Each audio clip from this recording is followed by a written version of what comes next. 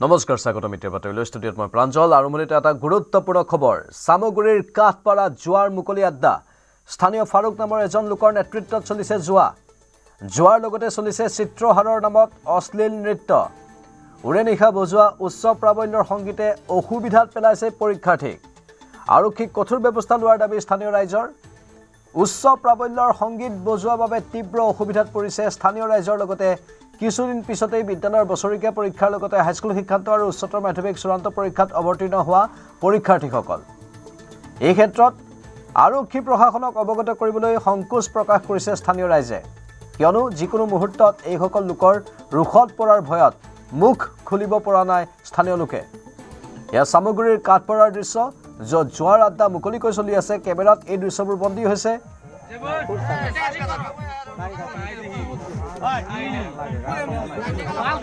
সমাজ কলুষিত কৰা কিছুমান কাম তাত চলি আছে এতিয়া আৰক্ষী প্ৰশাসনে কি ব্যৱস্থা গ্ৰহণ কৰে তাৰ ওপৰত সকলোৰে দৃষ্টি থাকিব স্থানীয় ফাৰুক নামৰ এজন লোকৰ নেতৃত্বত চলিছে এই জুৱাৰ লগতে চিত্ৰহাৰৰ নামত অশ্লীল নৃত্যও চলি আছে তাত কেৱল জুৱাই নহয় অশ্লীল নৃত্যৰ প্ৰয়োভৰো হৈছে উৰে নিশা বজোৱা উচ্চ প্ৰাবল্যৰ সংগীতে পৰীক্ষাৰ্থীসকলক অসুবিধাত পেলাইছে কেইদিনমান পাছতেই হাইস্কুল শিক্ষান্ত আৰু উচ্চতৰ মাধ্যমিক চূড়ান্ত পৰীক্ষা অনুষ্ঠিত হ'ব পৰীক্ষাৰ আগে উচ্চ প্ৰাবল্যৰ সংগীত উৰে নিশা বজাই থকা হৈছে যিটো অত্যন্ত দুৰ্ভাগ্যজনক আৰক্ষীক কঠোৰ ব্যৱস্থা লোৱাৰ দাবী জনাইছে স্থানীয় ৰাইজে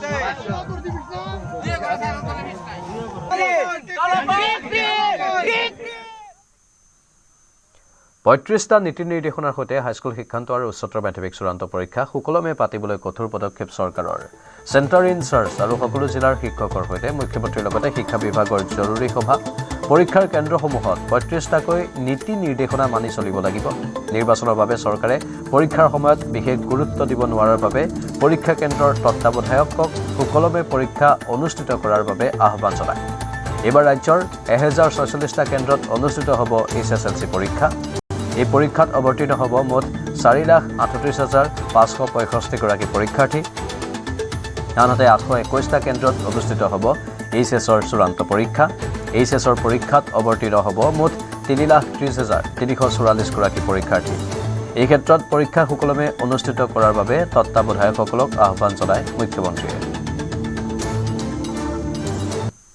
এক প্ৰকাৰ নিৰ্বাচনৰ সমান্তৰালভাৱে অনুষ্ঠিত হ'ব আৰু স্বাভাৱিকভাৱে নিৰ্বাচনৰ সময়ত যেহেতু পৰীক্ষা অনুষ্ঠিত হ'ব আমি বহুত বেছি খা খবৰো লৈ থাকিব নোৱাৰিম সেই কাৰণে আজি মই আমাৰ যিখিনি চেণ্টাৰ ইনচাৰ্জ আছে তেখেতসকলক নিমন্ত্ৰণ কৰিছিলোঁ ৰণোজ পেগু ডাঙৰীয়া আৰু মই দুইজনে তেওঁলোকক পৰীক্ষাটো যাতে সুকলমে পৰিচালনা কৰে তাৰ বাবে অনুৰোধো জনালোঁ আৰু আগতে বিশেষকৈ এডিআৰই পৰীক্ষা এই শিক্ষক শিক্ষয়িত্ৰীৰ দ্বাৰাই সুন্দৰভাৱে অনুষ্ঠিত হৈছিল তেখেতসকলক অভিনন্দনো জনালোঁ আৰু মই ভাবোঁ যে সকলোৰে প্ৰচেষ্টাত এইবাৰ মেট্ৰিক আৰু হায়াৰ ছেকেণ্ডেৰী পৰীক্ষা তেখেতসকলে সুকলমে পৰিচালনা কৰিব বাকীখিনি আজি দিনটো তেওঁলোকক ট্ৰেইনিং কৰা হৈছে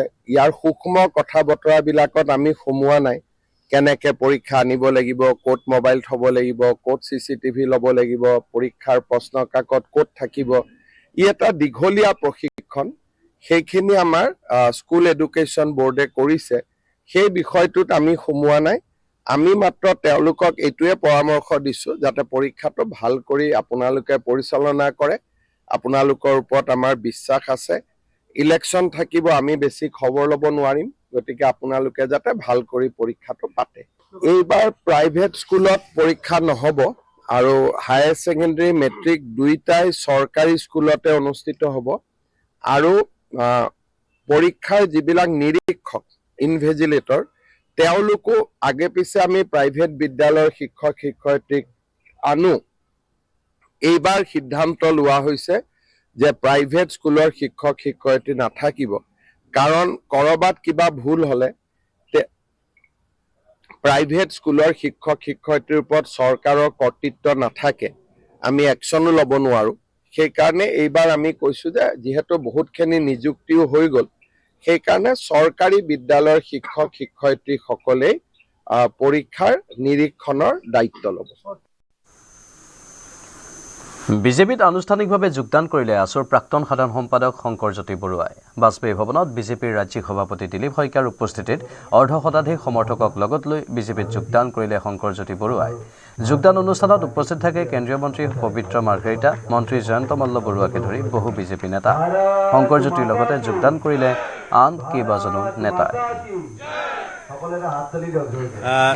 এটা দীঘলীয়া ৰাইজৰ লগত বিভিন্ন সময়ত থাকি সংগ্ৰাম কৰি ছাত্ৰ সন্থাৰ মজিয়াত থাকোঁতে ৰাইজৰ হৈ বিভিন্ন ধৰণৰ কাম কাজ কৰিলোঁ। মজিয়াৰ পৰা অব্যাহতি লোৱা প্ৰায় 1 বছৰ 7 মাহমান হ'ল। তাৰপিছতো ৰাইজৰ লগত বিভিন্ন ধৰণে কাম কাজ অব্যাহত ৰাখিছিলোঁ আৰু এতিয়া সেই ৰাইজৰ হৈ একনিষ্ঠভাৱে কাম কাজ কৰি যাবৰ কাৰণে, সেৱা আগবঢ়াবৰ কাৰণে আজি আনুষ্ঠানিকভাৱে বিজেপি দলত যোগদান কৰিছোঁ আৰু মই সকলোৰে সহায় সহযোগিতা কামনা কৰিছোঁ। আচলতে আমি আমাৰ অসমত বাস কৰা প্ৰতিগৰাকী মানুহৰ মন সদায় জাতীয়তাবাদী, কিন্তু ৰাষ্ট্ৰীয় দলত থাকিও আমি জাতীয়তাবাদী চিন্তা চৰ্চাৰে গোটেই অসমখনৰ কাৰণে কাম কাজ কৰিবৰ কাৰণে আমি আগবাঢ়ি যাব লাগিব। আজি RSSৰ কথা আমি বিভিন্ন সময়ত কৈ থাকোঁ, কিন্তু RSSে যিখন ৰাজ্যলৈ যায় সেই ৰাজ্যখনতে তেখেতসকলে সেই ভাষাটোৰ ওপৰত সদায় কাম কাজ কৰি আহিছে। আমি অসমতো দেখিছোঁ প্ৰায় 540খন অসমীয়া মাধ্যমৰ বিদ্যালয় খুলিছে, য'ত শংকৰদেৱ শিশু নিকেতন, সৰস্বতী শিশু নিকেতন আদি কৰি 540খনৰো অধিক অসমীয়া মাধ্যমৰ বিদ্যালয় খুলি অসমীয়া মাধ্যমটোক, অসমীয়া ভাষাটোক আগবঢ়াই লৈ গৈছে। অন্যথা আজিকালি অসমীয়া মাধ্যমৰ চৰকাৰী বিদ্যালয়বিলাকত পঢ়িবৰ কাৰণে ছাত্ৰ ছাত্ৰী শিক্ষাৰ্থীৰ অভাৱ হৈছে, য'ত RSSৰ নেতৃত্বত সেই বিদ্যালয়বিলাকে অসমৰ গাঁৱে ভূঞে চহৰে নগৰে তেখেতসকলে অসমীয়া মাধ্যমটোক আগবঢ়াই লৈ যাবৰ কাৰণে চিন্তা চৰ্চা কৰিছে। গতিকে এইটো এটা অসমীয়া জাতীয়তাবাদ বা অসমীয়া ভাষাটোক আগবঢ়াই লৈ যোৱাৰ কাৰণে, অসমীয়া ভাষাটোক শক্তিশালী কৰাৰ কাৰণে এটা চিন্তা চৰ্চা। গতিকে এই গোটেই কথা বতৰাবিলাকৰ প্ৰতি চাই চিতি ৰাইজক সেৱা কৰিবৰ কাৰণে মনত যিবিলাক চিন্তা চৰ্চা আছে, মন মগজুত যিবিলাক চিন্তা চৰ্চা আছে, এই কাম কাজখিনি কৰি যাবৰ কাৰণে বৰ্তমান সময়ত উন্নয়নমুখী কাম কাজত জড়িত নৰেন্দ্ৰ মোদীৰ মাননীয় প্ৰধানমন্ত্ৰী নৰেন্দ্ৰ মোদীৰ নেতৃত্বত আৰু অসমত ডক্টৰ হিমন্ত বিশ্ব শৰ্মাৰ নেতৃত্বত যিখিনি আচলতে উন্নয়নমূলক কাম কাজ হৈছে, সেই উন্নয়নমূলক কাম কাজখিনি সহযোগিতা আগবঢ়াবৰ কাৰণে আৰু নিজৰ যিবিলাক চিন্তা চৰ্চা আছে, সেই চিন্তা চৰ্চাবিলাকেৰে ৰাইজৰ মাজত সেৱা আগবঢ়াই যাবৰ কাৰণে আজি এই আনুষ্ঠানিকভাৱে যোগদান কৰিছোঁ। মই বহু দিনৰ পৰা শংকৰজ্যোতি বৰুৱাৰ লগত সম্পৰ্ক স্থাপন কৰি আছোঁ। আহিব নাহিব, আহিব নাহিব, আহিলে কি হ'ব, নাহিলে কি হ'ব ইত্যাদি বিভিন্ন কথা চৰ্চা চলি আছিল। মই কৈছোঁ, চাওক, ৰাজনীতি কৰিব বিচাৰিলে এহি সময় হে সেহি সময় হে, এয়াই সময় আৰু এয়াই উপযুক্ত সময়। গতিকে শংকৰজ্যোতি বৰুৱা ডাঙৰীয়াৰ লগত ফাইনেলি আমি কথা বতৰা পাতিলোঁ আৰু আজি আনুষ্ঠানিকভাৱে সদৌ অসম ছাত্ৰ সন্থাৰ মজিয়াক শক্তিশালী নেতৃত্ব প্ৰদান কৰা, উজনি অসম বুলিয়ে নহয় সমগ্ৰ অসমৰ এজন অত্যন্ত প্ৰতিভা সম্পন্ন যুৱ নেতা শংকৰজ্যোতি বৰুৱাক আমি আমাৰ দললৈ উষ্ম আদৰণি জনাইছোঁ আৰু আমি আশা কৰিম যে জীৱনৰ শেষ নিশ্বাস থকালৈকে শংকৰজ্যোতি বৰুৱা ডাঙৰীয়াই আই অসমী বা ভাৰতীৰ সেৱাৰ কাৰণে সদা জাগ্ৰত প্ৰহৰী হিচাপে নিজৰ বহুমূলীয়া সময় নিশ্চিতভাৱে সমাজ সেৱাত ৰাজনৈতিক ক্ষেত্ৰখনত ব্যয় কৰিব। ইফালে 26ত বিজেপিৰ টিকট নাপায় শংকৰজ্যোতি বৰুৱাই। শংকৰজ্যোতিক লৈ স্পষ্ট ঘোষণা মুখ্যমন্ত্ৰী হিমন্ত বিশ্ব শৰ্মাৰ। নিৰ্বাচন খেলাৰ আশা কৰিব নালাগে শংকৰজ্যোতিয়ে, দলৰ হৈ কাম কৰক শংকৰজ্যোতি বৰুৱাই।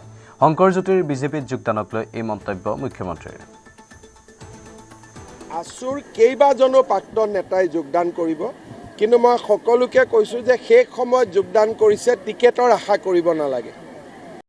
যোগদান কৰক, আদৰণি জনাইছোঁ, দলৰ মঞ্চত কামো কৰিব, কিন্তু আজি জইন কৰি অহাকালি পাৰ্টিত টিকেট এইটো অলপ দিগদাৰী হ'ব। সেইকাৰণে মই শংকৰজ্যোতি বৰুৱা বা তেওঁৰ লগত অহা সকলোকে কৈছোঁ যে আপোনালোকে পাৰ্টিৰ কাৰণে কাম কৰক, পাৰ্টিয়ে স্বাগতম জনাইছে, কিন্তু এইবাৰে ইলেকশ্যনৰ টিকেটটো আশা নকৰিব। অনভিজ্ঞ 108 চালকৰ ভুলৰ বাবেই মৃত্যুঞ্জয় বাহনৰ খুন্দাত অকালতে প্ৰাণ হেৰুৱালে বঙাইগাঁৱৰ মেধাৱী যুৱতী লুনা ভৰদ্বাজে। মঙলবাৰে এক্সিছ বেংকত যোগদানৰ কথা আছিল লুনা ভৰদ্বাজৰ।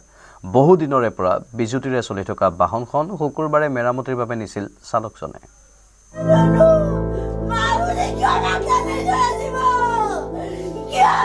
Mama, মৃত্যুঞ্জয়ৰ খুন্দাতে মৃত্যুক সাবটিলে উত্তৰ হালমাৰাৰ লুনাই।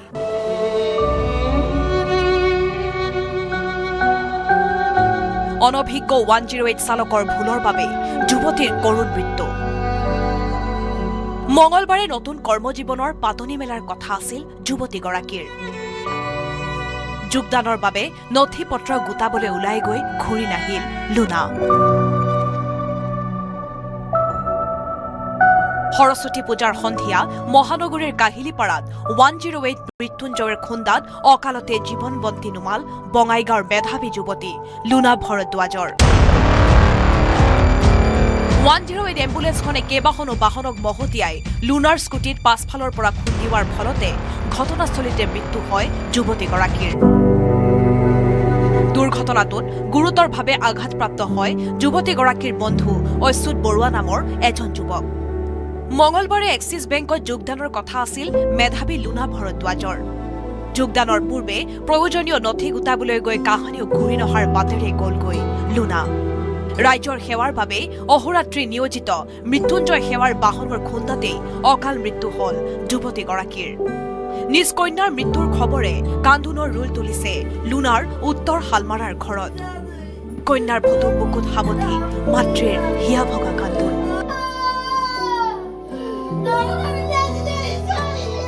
প্ৰতিদিনেই ঈশ্বৰৰ উপাসনা কৰা জীয়ৰীৰ বিয়োগত এতিয়া ভগৱানকেই দুখিছে পিতৃয়ে।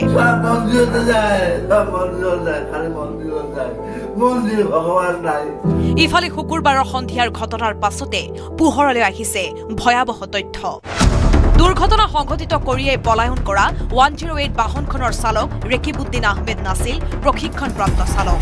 বহুদিনৰ পৰাই বিভিন্ন যান্ত্ৰিক বিজুতি আছিল দুৰ্ঘটনা সংঘটিত কৰা 108 এম্বুলেন্সখনত। বাহনখনৰ ব্ৰেকত আছিল কাৰিকৰী বিজুতি। শুকুৰবাৰে গাড়ীখন মেৰামতিৰ বাবেহে উলিয়াই নিছিল চালকজনে। সাংবাদিকৰে হোৱা টেলিফোনিক বাৰ্তালাপত এই কথা স্বীকাৰ কৰিছে খুদ চালকজনে। গাড়ীখন কালি মেকানিক গৈছে, চাবিটো লৈ যোৱা, তুমি লৈ ভাল কৰি দিয়ে। মেকানিক ক'ব নহয়, যদি সেনেকে কয় ভাল হয় তেতিয়াহ'লে তুমি বাছনালৈকে গাড়ীখন লৈ আহিবা। পাহাৰৰ ওপৰত যিটো আহিব পাৰে কাহিলী পাৰা ওলাব পাৰি, হয় সেইটোৰে মই আহিলো। তাৰমানে ব্ৰেকটো মানে ইমান এটা আগৰ দৰে কাম কৰা নাই, সেইখিনি বহুত ডাউন ন। সেইখিনি পুৰা যেতিয়া ব্ৰেকটো মাৰিলো, ব্ৰেকটো কাম কৰা নাই, পুৰা ফেইল হৈ গ'লে সেইবাৰ। ব্ৰেক মই হেণ্ড ব্ৰেক মাৰিলো, কাম কৰা নাই। তাৰে পিছত আগৰজনে ছোৱালীজনীত লাগৰ পিছত মই আগৰ ফালে গ'লে আৰু বহুত কিবা কানি হৈ যাব। তাৰপিছত মই লেফ্ট চাইডে কাটি ৰেলিঙত লগাই পেলাই গাড়ীখন কিবা কণ্ট্ৰল কৰিলো আৰু। উল্লেখ্য যে ঘটনাৰ পাছতে জাঙুৰ খাই পৰিছে অসমৰ 108 এম্বুলেন্সৰ চালক সন্থা।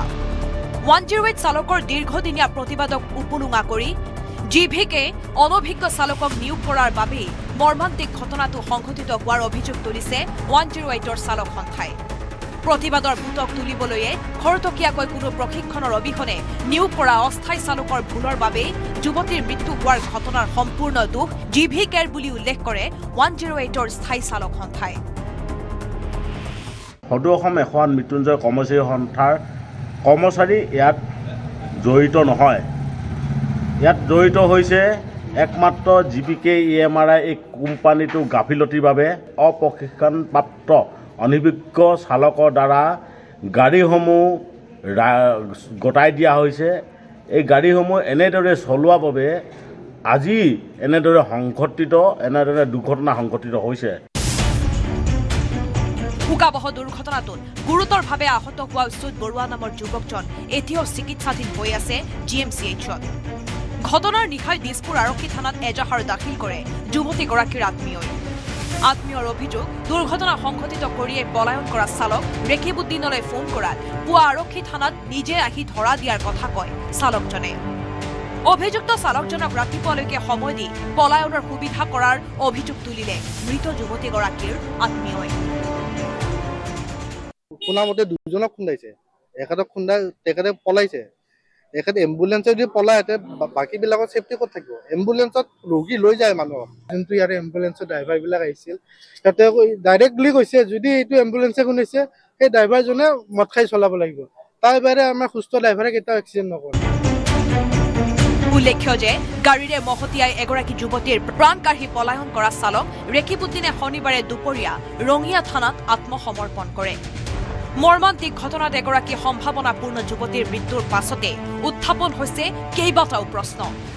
বিকল বাহনেৰে অসমত চলিছে নেকি মৃত্যুঞ্জয় সেৱা 108 কৰ্মচাৰীৰ প্ৰতিবাদৰ বাবে খৰতকীয়াকৈ অনভিজ্ঞ চালকক নিযুক্তি দিছিল নেকি জিভিকে যুৱতীৰ মৃত্যু আৰু 108 চালকৰ স্বীকাৰোক্তিৰ পাছতে এতিয়া জৰুৰীকালীন সেৱা প্ৰদানত জিভিকাৰ ভূমিকাক লৈ উঠিছে বহু প্ৰশ্ন বঙাইগাঁৱৰ পৰা উপানন্দ শৰ্মাৰ সহযোগত bureau report news 18 Assam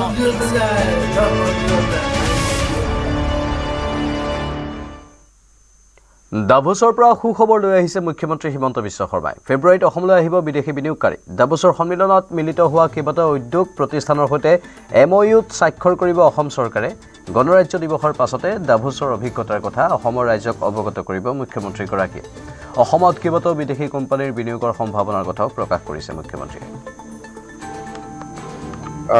Republic day হৈ যাব দিয়ক গণৰাজ্য দিৱস হৈ যাব দিয়ক আপোনালোকক এদিন মাতিম ছুইজাৰলেণ্ডত আমাৰ অভিজ্ঞতা কি হ'ল অসমে কেনেকৈ নিজৰ কথা ক'লে অসমলৈ কোন কোন উদ্যোগ নতুনকৈ আহিব খুজিছে এই গোটেই বিষয়ে গণৰাজ্য দিৱস হৈ যাওক ভাল কৰি মই আপোনালোকক এদিন মাতিমো আৰু বহুতখিনি বিনিয়োগকাৰী অসমতো আহিব ফেব্ৰুৱাৰী মাহত আমি অনুষ্ঠান এটা কৰিম তাতে মই যিহেতু MOU কৰা নাই তেওঁলোকক মই ফেব্ৰুৱাৰীত ইয়াতে মাতিছো MOU কৰাৰ কাৰণে ডিমৌত নিৰ্মাণৰত কেঞ্চাৰ চিকিৎসালয়ত অগ্নিকাণ্ড ডিমৌৰ লগোৱাবাৰীত নিৰ্মাণ হৈ আছে চিকিৎসালয়খন LNT নামৰ প্ৰতিষ্ঠানটোৱে নিৰ্মাণ কৰি আছে চিকিৎসালয়খন জুইৰ ধোঁৱাই চানি ধৰিছে সমগ্ৰ অঞ্চল জুই লগাৰ ফলত অঞ্চলটোত আতংকময় অৱস্থাৰ সৃষ্টি হয় ঘটনাস্থলীত পাছত অগ্নিনিৰ্বাপক বাহিনীৰ গাড়ী উপস্থিত হৈ জুই নিৰ্বাপন কৰিবলৈ সক্ষম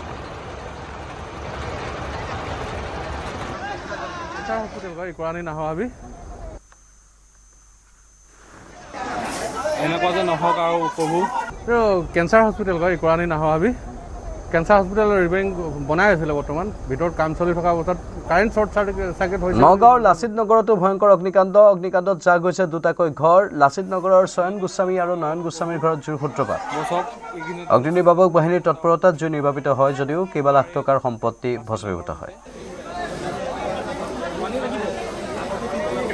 লাচিত নগৰ কাৰ ঘৰ আছিলে এইকেইটা আমি কাঞ্চনদা বুলি কওঁ আৰু এওঁৰ দাদা হ'ল এতিয়া বিল্ডিং মানে টিলেপতি গুচি গ'ল এতিয়া এওঁ বৰ্তমান দাদা নহয় নিজৰে মাটি নিজৰে ঘৰ বাৰী ঠিক আছে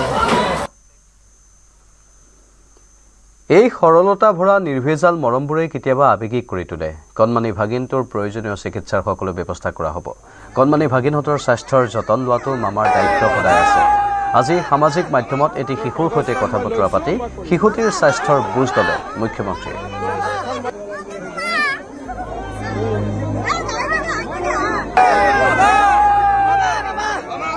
কাগজখন মই লৈছো মই কৰিম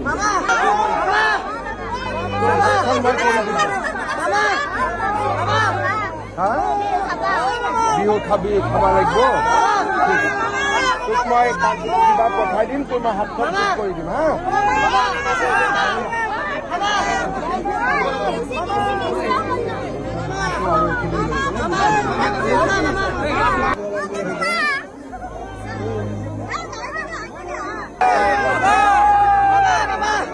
তোৰ কাগজখন মই লৈছো মই কৰিম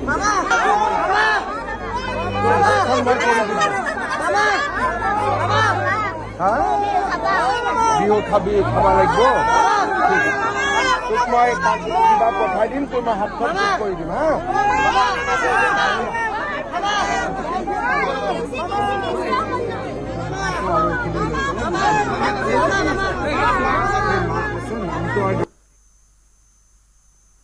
জুবিন গাৰ্গৰ মৃত্যুৰ ক্ষিপ্ৰ তদন্তৰ আহ্বানেৰে প্ৰধানমন্ত্ৰীলৈ চিঠি লিখিলে পত্নী গৰিমা শইকীয়া গাৰ্গে প্ৰাণৰ শিল্পীৰ অনাকাংক্ষিত মৃত্যুক সহজভাৱে ল'ব পৰা নাই কোনেও বিশেষ আদালত গঠনৰ লগতে কেইবাটাও অনুৰোধ জনালে পৰিয়ালে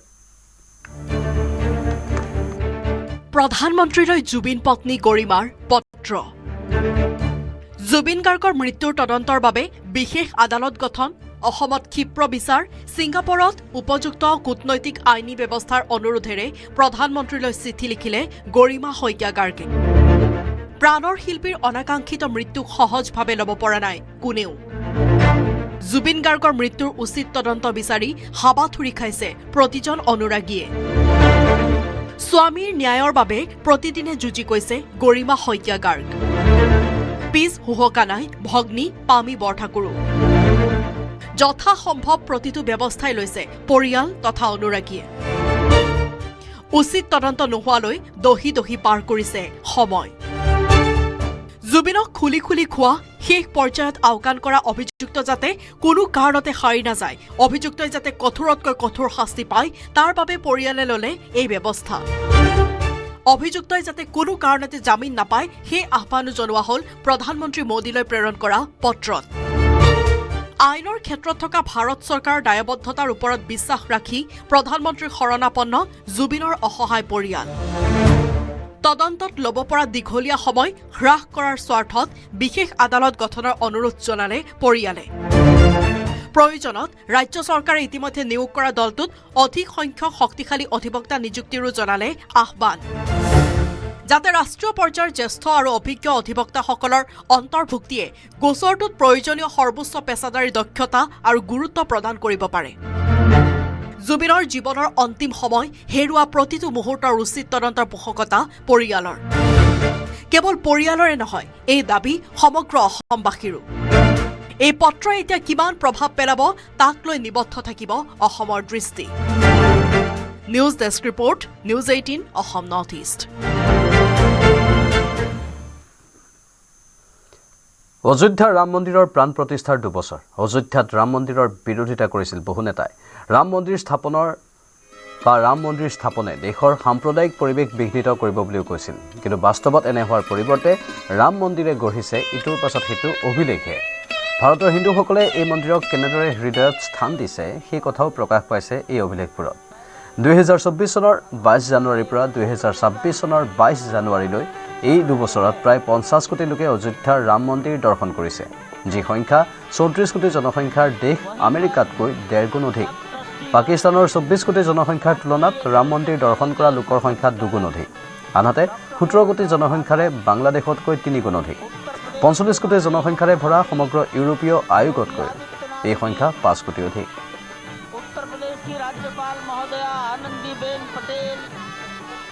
উল্লেখযোগ্য যে ৰাম মন্দিৰৰ নিৰ্মাণো চৰকাৰী টকাৰে হোৱা নাই। আপোনাৰ আমাৰ দৰে সাধাৰণ লোকৰ দান বৰঙণিৰে নিৰ্মাণ কৰা হৈছে ৰাম মন্দিৰ। ৰাম মন্দিৰ নিৰ্মাণৰ নামত 3,500 কোটি টকাৰ বৰঙণি লাভ কৰা হৈছে। ইয়াৰে 1,800 কোটি টকা ব্যয় কৰা হয় ৰাম মন্দিৰ নিৰ্মাণৰ নামত। উত্তৰ প্ৰদেশৰ মুঠ জনসংখ্যাত অযোধ্যা জিলাৰ অংশ কেৱল 1%, কিন্তু ৰাম মন্দিৰৰ বাবে উত্তৰ প্ৰদেশত GDPত অযোধ্যাৰ অৱদান 1.5%তকৈও অধিক। অযোধ্যাত মন্দিৰৰ সলনি বাট, পথ, বিদ্যালয় আদি নিৰ্মাণৰ পোষকতা কৰা লোকসকলে জনা উচিত যে অযোধ্যাত এতিয়া বিমানবন্দৰৰ লগতে অযোধ্যা ধাম ৰেলৱে ষ্টেচনৰ পুনৰ নিৰ্মাণ হৈছে। নতুন মেডিকেল কলেজ নিৰ্মাণ হ'ল। সৰজু নদীৰ ঘাটৰ ৰূপ সলনি হ'ল। নিৰ্মাণৰত অযোধ্যা ৰিং ৰোডৰ নামত 4,793 কোটি টকা ব্যয় কৰা হৈছে। টাউনশ্বিপৰ বাবদ 2,180 কোটি টকা ব্যয় কৰা হৈছে। প্ৰাণ প্ৰতিষ্ঠাৰ 2 বছৰ সম্পূৰ্ণ হ'ল। 50 কোটি লোকে মন্দিৰ দৰ্শনো কৰিলে। কিন্তু এতিয়াও এনে বহু নেতা আছে যিসকল এবাৰলৈও ৰাম মন্দিৰলৈ যোৱা নাই।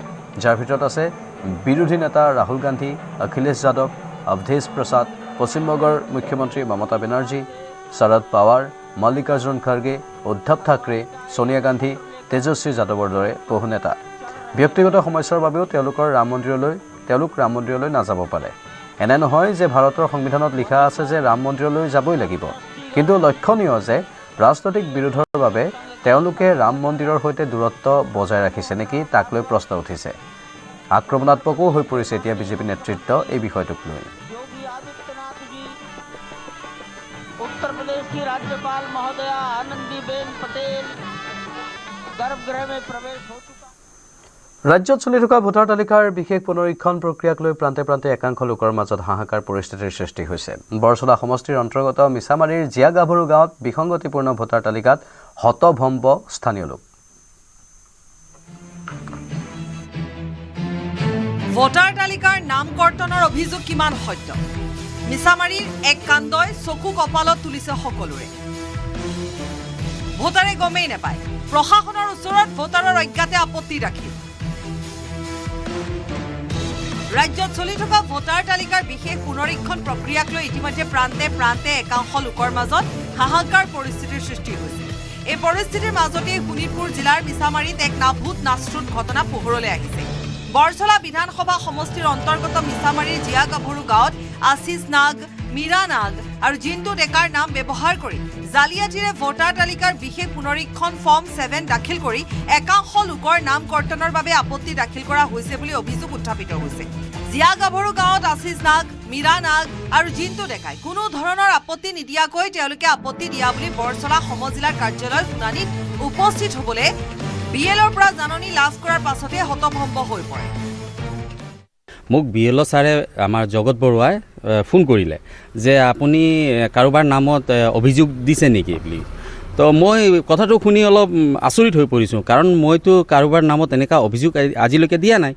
তেতিয়া তেওঁ কৈছে নাই আপুনি এপ্লিকেণ্ট হয় আৰু আপুনি আমাৰ ইয়াৰে জিয়া গাভৰু গাঁৱৰ 4জন ব্যক্তিৰ বিষয়ে এনেকুৱা অভিযোগ দাখিল কৰিছে যে তেওঁলোকে মৃত হৈছে বা তেওঁলোকে অলৰেডি এনলৰ্ড বুলি এনেকুৱা অভিযোগ দিছে বুলি। তাৰপিছত ময়ো অলপ আচৰিত হৈছোঁ। তাৰপিছত লগে লগে মই মিছামাৰী আৰক্ষী চকীত গৈছোঁ। তাৰপিছত তাত এজাহাৰ এটা দিছোঁ। অভিযোগ অনুসৰি ভোটাৰ তালিকাৰ বিশেষ পুনৰীক্ষণত নিজে আপত্তি নিদিয়াকৈ মিছামাৰীৰ একাংশ লোকৰ নাম, ভোটাৰ কাৰ্ডৰ CNF নম্বৰ আৰু ভুৱা স্বাক্ষৰ ব্যৱহাৰ কৰি এটা চক্ৰই এজনৰ নামত 6 পৰা 10জন লোকৰ বিৰুদ্ধে আপত্তি দাখিল কৰিছে। অজ্ঞাতে এইদৰে আপত্তি দাখিল কৰাৰ খবৰ জাননীৰ জৰিয়তে লাভ কৰাৰ পিছত গভীৰ উদ্বিগ্নতাত ভুগিছে এইসকল লোক। তেনেকুৱা ক্ষেত্ৰত এইবিলাক কোনে এইবিলাক কৰিছে, কোন দুষ্ট চক্ৰে এইবিলাক কৰিছে। গতিকে মই অতি বিনম্ৰভাৱে চৰকাৰক আহ্বান কৰিছোঁ আৰু মই এইটো মানে সোনকালে অতি সোনকালে হয় মোৰ ভোটাৰ ID, মোৰ মোবাইল নম্বৰ এইবিলাক মানে ছিগনেচাৰ এইবিলাক সিহঁতে ভুৱা জালিয়াতি, কিন্তু মই একোৱে কৰা নাই। এই সন্দৰ্ভত মিছামাৰীৰ একাংশ লোকে আৰক্ষীৰ কাষ চাপি অভিযোগ দাখিল কৰিছে। তেওঁলোকৰ অভিযোগ কোনো অচিনাক্ত ব্যক্তিয়ে আনৰ ভোটাৰ তালিকাত নাম কৰ্তনৰ উদ্দেশ্যে কিয় তেওঁলোকৰ নাম ব্যৱহাৰ কৰি ভুৱাকৈ আপত্তি দৰ্শাইছে। লগতে অভিযোগকাৰীয়ে নিজৰ নাম ব্যৱহাৰ নকৰাকৈ গোপনে আনৰ নাম ব্যৱহাৰ কৰাৰ উদ্দেশ্য কি আছিল বুলিও প্ৰশ্ন তুলিছে। এই ঘটনাৰ সৈতে জড়িত আপত্তিসমূহ প্ৰত্যাহাৰ কৰাৰ বাবে সংশ্লিষ্ট বিভাগীয় বিষয়াৰ ওচৰত লিখিত আবেদন দাখিল কৰিব ক্ষতিগ্ৰস্ত লোকসকলে। মিছামাৰীৰ পৰা হৰেণ ভূমিজৰ report, news 18 Assam north east. এছাৰক লৈ মৰুভূমিৰ সংখ্যালঘু জনতাৰ মাজত সৃষ্টি হোৱা আতংকক লৈ শীঘ্ৰে মুখ্যমন্ত্ৰী হিমন্ত বিশ্ব শৰ্মাৰে আলোচনাত মিলিত হ'ব BTC প্ৰধান হাগ্ৰামা মহিলাৰী। মৰুভূমিৰ সংখ্যালঘু জনতাৰ মাজত উচ্ছেদৰ আতংকই বিৰাজ কৰাক লৈ অভয় বাণী দিলে হাগ্ৰামা মহিলাৰীয়ে। কোনো কাৰণত BTCত উচ্ছেদ নহয় বুলি মন্তব্য BPF প্ৰধানগৰাকীৰ।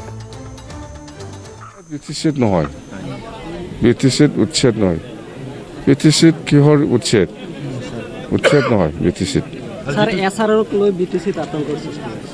হেৰি মই শুনি আছোঁ সেইটো 10-15 দিন হ'ল। সেই কথাটো মই CM ছাৰৰ লগত মই ভালকৈ কথা পাতিম। যেনেকুৱা আমাৰ অঞ্চলৰ ৰাইজে মোক যেনেকৈ ইনফৰমেশ্যন দিছে, যেনেকৈ জনাই দিছে, সেইবিলাক কথা লৈ মই CM ছাৰৰ লগত আলোচনা কৰিম। নথ ইষ্ট চাফ কৰাৰ কাৰণেতো আমি শুনিছোঁ মানুহবিলাক কমপ্লেইন দিছে, নথ ইষ্ট চাফ কৰিছে, সেইটো হৈ আছে। সেইকাৰণে মানুহবিলাক মোক সুধিছে যে এইটো কি হ'ব। সেইকাৰণে মই কৈছোঁ এই বিষয়টো লৈ CM ছাৰৰ লগত মই আলোচনা কৰিম। বাছ নিৰ্বাচনৰ দিন চমু চাপি অহাৰ লগে লগে দিছপুৰত বাঢ়িছে প্ৰাৰ্থিত্ব প্ৰত্যাশীৰ ব্যস্ততা। টিকট পাওক নাপাওক শুভেচ্ছামূলক বেনাৰ পোষ্টাৰেৰে ভৰি পৰিছে দিছপুৰ সমষ্টিৰ অলি গলি।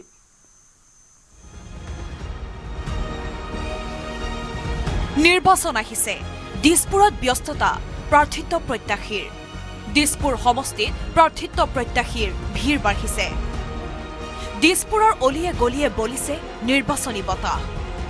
টিকট পাওক নাপাওক শুভেচ্ছামূলক বেনাৰ পোষ্টাৰেৰে ভৰি পৰিছে দিছপুৰ সমষ্টিৰ অলি গলি। ৰাজ্যৰ অন্যতম সমষ্টি দিছপুৰক লৈ একাংশ প্ৰাৰ্থীৰ হেতা ওপৰা। কি কংগ্ৰেছ কি বিজেপি আটাইকেইটা দলৰে প্ৰাৰ্থিত্ব প্ৰত্যাশীৰ সক্ৰিয়তা দেখিবলৈ পোৱা গৈছে দিছপুৰ সমষ্টিত। কংগ্ৰেছৰ কেইবাগৰাকী প্ৰাৰ্থিত্ব প্ৰত্যাশীৰ বিপৰীতে দিছপুৰ সমষ্টিত বিজেপি দলৰো বহু প্ৰাৰ্থিত্ব প্ৰত্যাশী ওলাইছে। টিকট ঘোষণা কৰিবলৈ এতিয়াও বহু বাকী। সংশ্লিষ্ট দলসমূহৰ একাংশই নিজকে প্ৰাৰ্থী হিচাপে প্ৰক্ষেপ কৰাত উঠি পৰি লাগিছে। শাসনাধীষ্ঠ বিজেপি দলৰ পৰাই ওলাইছে কেইবাগৰাকী প্ৰাৰ্থী। দিছপুৰ সমষ্টিত প্ৰাৰ্থিত্বৰ অন্যতম দাবীদাৰ জয়ন্ত দাসে মুকলিকৈ চলাইছে প্ৰচাৰ। দিছপুৰ সমষ্টিৰ বিভিন্ন স্থানত চলোৱা প্ৰচাৰত নিজ দলৰে বিধায়ক অতুল বৰাক সমালোচনাৰে থকা সৰকা কৰিছে জয়ন্ত কুমাৰ দাসে। 40 বছৰ লগত থাকি একো সমস্যাৰ সমাধান নহয় আৰু 40 বছৰ থাকি কি হ'ব হয় নহয় যদি 40 বছৰ ৰাইজৰ লগত থাকি এটা আদাল সূতাও উন্নয়ন নহ'ল এটা উন্নতি নহ'ল আৰু 40 বছৰ থাকি কি ঘটিব সেইকাৰণে যিহেতু আমি আমাৰ নিজৰ সমস্যা সমাধান কৰাৰ অধিকাৰ আমাৰ হাতত আছে এই ভোটটো যাতে আপোনালোকে মই স্পষ্টভাৱে কৈছোঁ যিহেতু ইলেকশ্যন খেলিম ভোটটো দিয়ক। বিধায়ক অতুল বৰাই সমষ্টিটোৰ বাবে কাম নকৰাৰ অভিযোগ, যাৰ বাবে জয়ন্ত কুমাৰ দাসে এতিয়া নিজকে ভাবি বিধায়ক হিচাপে প্ৰক্ষেপ কৰিছে দিছপুৰ সমষ্টিত।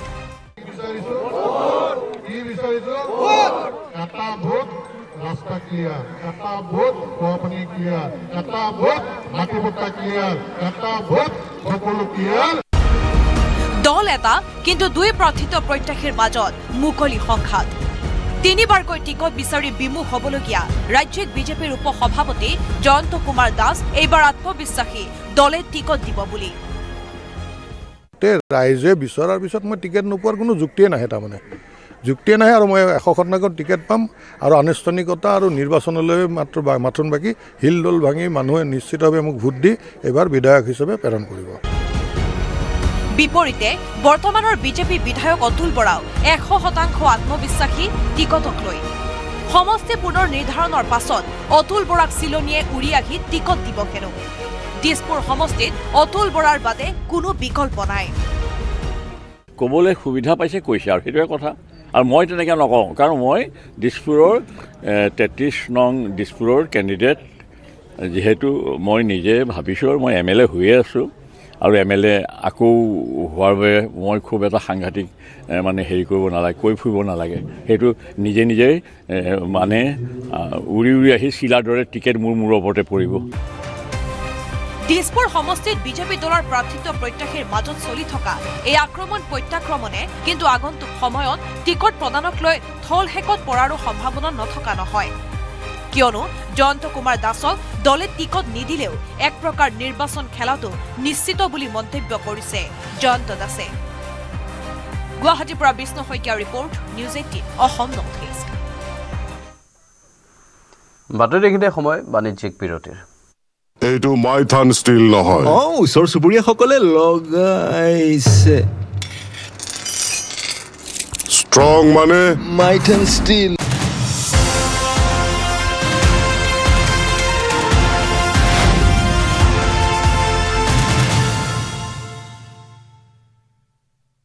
এইটো মাইথান ষ্টীল নহয়, ওচৰ চুবুৰীয়াসকলে লগাইছে। ষ্ট্ৰং মানে মাইথান ষ্টীল। সংসদীয় ৰাজনীতিয়ে আমুৱাইছে বৰ্তমান তথা পূৰ্বৰ বহু সাংসদক। সাংসদ পদ এৰি বিধায়ক হোৱাৰ মন বহুজনৰ। 26ৰ টিকটৰ দৌৰত শাসক বিৰোধীৰ 11 গৰাকী সাংসদ। সংসদীয় যাত্ৰা এৰি এইবাৰ বিধায়ক হোৱাৰ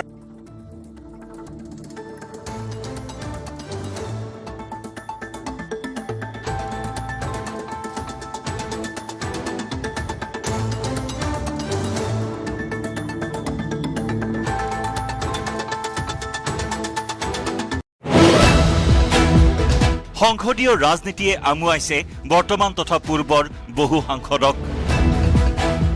সাংসদ পদ এৰি বিধায়ক হোৱাৰ মন বহুজনৰ। 26ৰ টিকটৰ দৌৰত শাসক বিৰোধীৰ 11 গৰাকী সাংসদ। সংসদীয় যাত্ৰা এৰি এইবাৰ বিধায়ক হোৱাৰ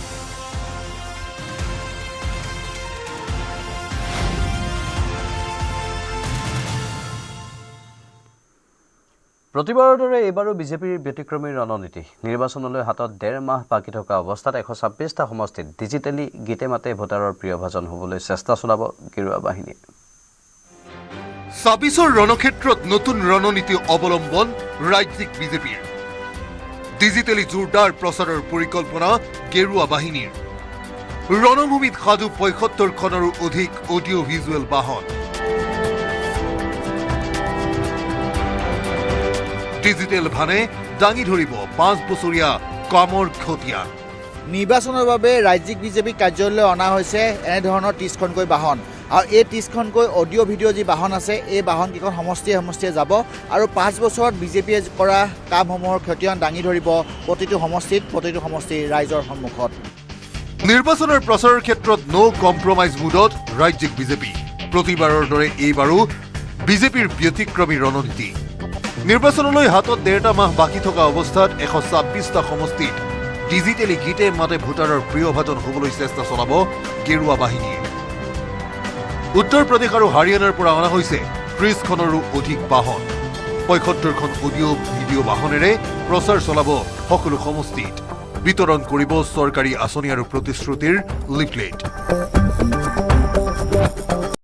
নিৰ্বাচন শেষ নোহোৱা পৰ্যন্ত প্ৰতিটো সমষ্টিত ঘূৰিব 3ৰ পৰা 4খনকৈ বাহন। 126টা সমষ্টিত প্ৰচাৰ চলোৱাৰ বাবে দ্ৰুতগতিত চলি আছে বাহন সজোৱাৰ কাম। 20 गाड़ियाँ आई हैं सर। 20 से 30। हाँ 20 से 20। हाँ और अलग से भी आया है? अलग से भी नहीं आया अभी। 20 गाड़ी आया है। अभी आएगा दोबारा। अभी आएगा दोबारा। यहाँ से 2 महीने के बाद जाएगा। यहाँ 2 महीना रहना है हमको इधर। हाँ यहाँ पे रहना है। हाँ उसके होली के बाद जाएंगे। वहाँ यहाँ से फिर आगे चल के मालूम पड़े कहाँ मिलेगा काम। सारा आसाम में घूमना है। हाँ अभी तो आसाम में ही घूमना है। कब से है आप लोग यहाँ पे? यहाँ पे हमारे लिए 3-4 दिन हो गए। कितने लोग आए हैं? अभी तो 20 लोग आया है। সমষ্টিয়ে ৰাইজৰ মতামত লোৱাৰ বাবে দেওবাৰে পুৱাৰ ভাগত ৰাজ্যৰ মুখ্যমন্ত্ৰীয়ে মুকলি কৰিব বিজেপিৰ ডিজিটেল যুদ্ধযাত্ৰাৰ। আৰম্ভ হ'ব অসমৰ সমষ্টিসমূহত ডিজিটেল প্ৰচাৰ। 50খনৰ অধিক বাহন অসমৰ বুলি মন্তব্য কৰিছে বিজেপিৰ নিৰ্বাচন প্ৰবন্ধন সমিতিৰ অধ্যক্ষ সাংসদ প্ৰদান বৰুৱাই।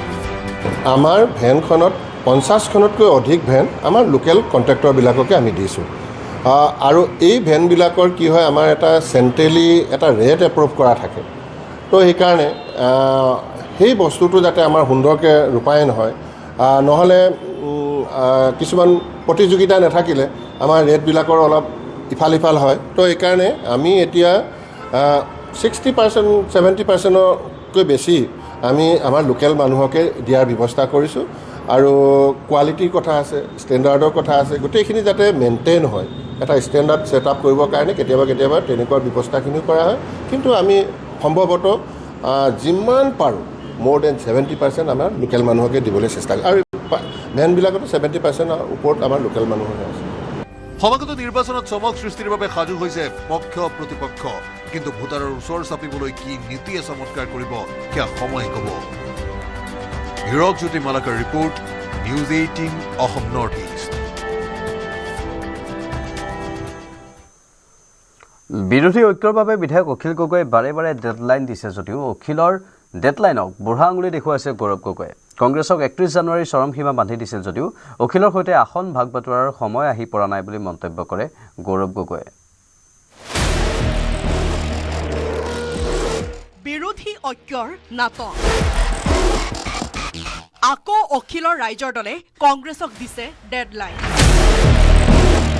দলৰ ফালৰ পৰা এই কথা স্পষ্ট কৰিব খোজোঁ যে 31 তাৰিখৰ ভিতৰত আসনৰ ভাগ বটোৱাৰা সম্পূৰ্ণ কৰিব লাগে। পিছে অখিলৰ ডেডলাইনক বুঢ়া আঙুলি গৌৰৱৰ। অলপ আমি বিজেপি দলৰ তেওঁলোকৰ যে থান বান পৰিস্থিতি তাৰ অলপ আনন্দ লওকচোন। নিৰ্বাচন আহিলে অখিলৰ ৰাইজৰ দলে দেখুৱাই বিৰোধী ঐক্যৰ নাটিকা। মিত্ৰতাৰ বাবে বিগ ব্ৰাদাৰ কংগ্ৰেছক অখিল গগৈৰ দলে বান্ধি দিয়ে টিকটৰ চৰ্ত। এইবাৰো টিকটৰ চৰ্তৰে অখিল গগৈ বাহিনীয়ে কংগ্ৰেছৰ আগত বান্ধি দিলে ডেডলাইন। আসনৰ ভাগ বাটোৱাৰাক লৈ প্ৰদেশ কংগ্ৰেছৰ সভাপতি গৌৰৱ গগৈক 31 জানুৱাৰীৰ চৰম সময়সীমা বান্ধি দি ৰাইজৰ দলৰ হুংকাৰ। অন্যথা বিৰোধী ঐক্যত লাগিব আউল। আমি পুনৰ দাবী উত্থাপন কৰিছোঁ যে যিমান পাৰে সিমান সোনকালে আসন ভাগ বটোৱাৰ সম্পূৰ্ণ কৰি মিত্ৰতাত চিলমোহৰ মাৰিব লাগে। এই সিদ্ধান্তটো আমাক অতি সোনকালে লাগে। সময় একেবাৰে কম, মাজত মাত্ৰ 1 মাহ সময় আছে। গতিকে আমি আমাৰ দলৰ ফালৰ পৰা এই কথা স্পষ্ট কৰিব খোজোঁ যে 31 তাৰিখৰ ভিতৰত আসনৰ ভাগ বটোৱাৰা সম্পূৰ্ণ কৰিব লাগে। নহ'লে কিন্তু 31 তাৰিখৰ পিছত আমি এককভাৱে আমাৰ প্ৰাৰ্থিত্ব ঘোষণা কৰিবলৈ বাধ্য হ'ম। পিছে প্ৰদেশ কংগ্ৰেছৰ সভাপতি গৌৰৱ গগৈৰ ঘোষণা। অখিল গগৈ বাহিনীৰ ডেডলাইন মানি নলয় গৌৰৱ গগৈ। অখিলৰ সতে আসন ভাগ বাটোৱাৰাৰ সময় আহি পৰা নাই।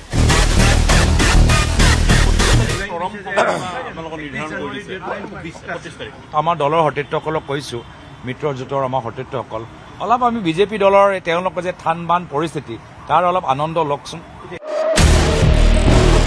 কংগ্ৰেছৰ জ্যেষ্ঠ নেতা তথা সাংসদ প্ৰদ্যুৎ বৰদলৈয়েও অখিল গগৈক কটাক্ষ কৰি ক'লে, অখিল গগৈয়ে আগতেও এনে ডেডলাইন বহুবাৰ দিছে।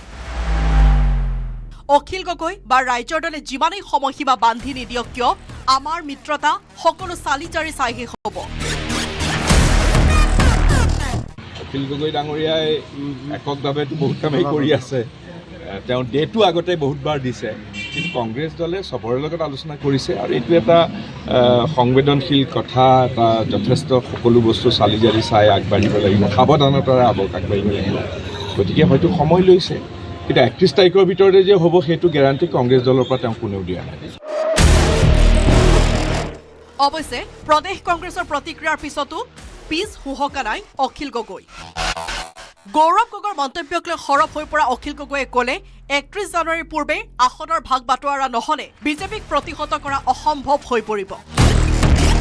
বিনম্ৰভাৱে আহ্বান জনাইছোঁ, কংগ্ৰেছ দলৰ প্ৰতি আকৌ এবাৰ আহ্বান জনাইছোঁ যে 31 জানুৱাৰীৰ ভিতৰত আপোনালোকে কৰি দিবলৈ চেষ্টা কৰক, আমি সোনকালে বহি লৈ কৰি দিওঁ, আৰু যদি 31 জানুৱাৰীৰ ভিতৰত আমাৰ কামটো শেষ কৰিব পাৰোঁ, তেতিয়াহ'লে আমাৰ দলত ইজনে সিজনক আমি চিট দিব নোৱাৰাৰ কাৰণে যিবিলাক কাজিয়া পেচাল হাল্লা হুলস্থুল হ'ব সেইবিলাক সোনকালে শেষ হৈ যাব। ফেব্ৰুৱাৰী 7 তাৰিখ মানৰ ভিতৰত শেষ হৈ যাব, আৰু শেষ হৈ গ'লে আমি ফেব্ৰুৱাৰী 8 তাৰিখ মানৰ পৰা আমি গোটেই ঐক্যবদ্ধভাৱে চাৰিওফালে কেম্পেইন কৰিব পাৰিম। তেতিয়াহে ইলেকশ্যনটো গৰম গৰম হ'ব, হয় নে নহয় কওক? যদি দেৰি হৈ থাকে, একদম নিকো পাৱাৰত যদি আমি হেৰি কৰিব খোজোঁ, হয়নে নহয়, তেতিয়াহ'লে আমাৰ যুদ্ধটো ভালকৈ দিব নোৱাৰিম আৰু ৰুলিং পাৰ্টিবিলাকৰ সুবিধা। 31 জানুৱাৰীলৈ মাজত মাথোন 6 দিন বাকী। আসনৰ ভাগ বাটোৱাৰা নহ'লে সন্মুখৰ নিৰ্বাচনী ৰণত বিৰোধী শক্তিৰ পৰাজয়ৰ ভূত দেখিছে অখিল গগৈ। পিছে অখিল গগৈয়ে যিমানেই মিত্ৰতা নিবিচাৰিলেও অখিলক লগত লৈ যুঁজ কৰাৰ প্ৰতি দিনক দিনে অনীহা দেখুৱাইছে গৌৰৱ গগৈ বাহিনীয়ে। কেমেৰাত সঞ্জয় বৰাৰ সহযোগত বলেন ভট্টাচাৰ্যৰ report, news 18 Assam north east.